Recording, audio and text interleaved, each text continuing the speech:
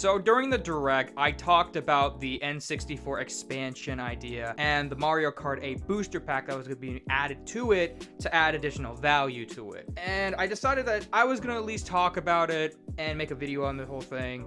But before I do that, I figured I should probably make my stance on how I feel about the N64 plus expansion pass thing as a whole. I think that 90% of this expansion pass is paywalling the 10% that most people are actually going to want from this. The N64 emulator and the Genesis emulator. The expansion pass with the Animal Crossing stuff, that's just, that's the paywall stuff that everyone's going to want, because not everyone has the game. It is a popular game.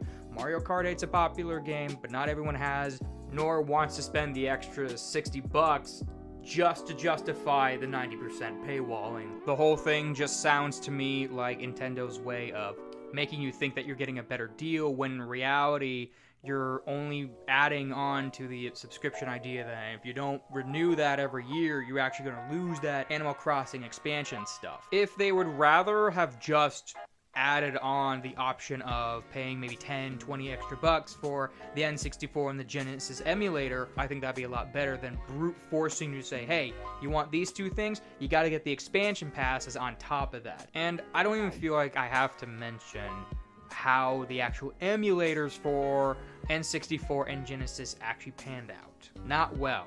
I do believe, or at least want to believe, that those bugs and those issues from those emulators got fixed, and that it's ultimately going to be a better experience. But at the same time, I still don't feel like it's enough to justify it. It feels like it's just something like, how can you screw that up in the first place? And now they are adding Mario Kart 8 Deluxe's DLC into that mix. And at one hand, I see it honestly in kind of two different lights now. I see it in a slightly different light than I did before. On one hand, it's more or less the same thing.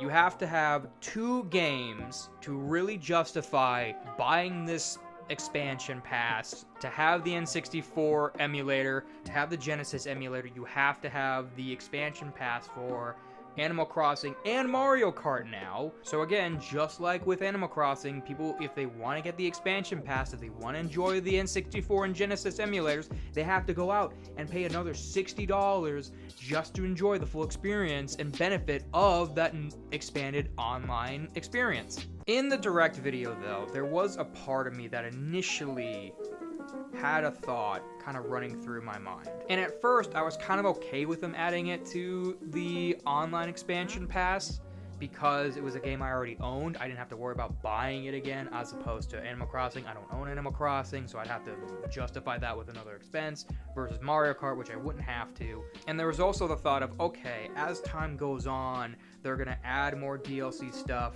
for new games. I'd imagine they may do something with Arceus later. They're going to add a DLC that you can get from that subscription as well. I think eventually, if they add, maybe they double the amount of expansion passes, so that would definitely justifies it no matter what.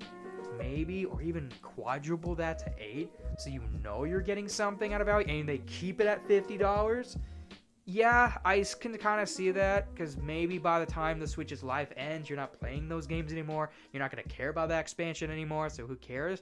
But at least to me, it seems like they are trying to make the expansion pass look more appealing by implying that they're going to add more stuff to it later for free, and this is only going to become a better value as time goes on. So, after giving it some thought, do I think that the expansion pass is now worth picking up?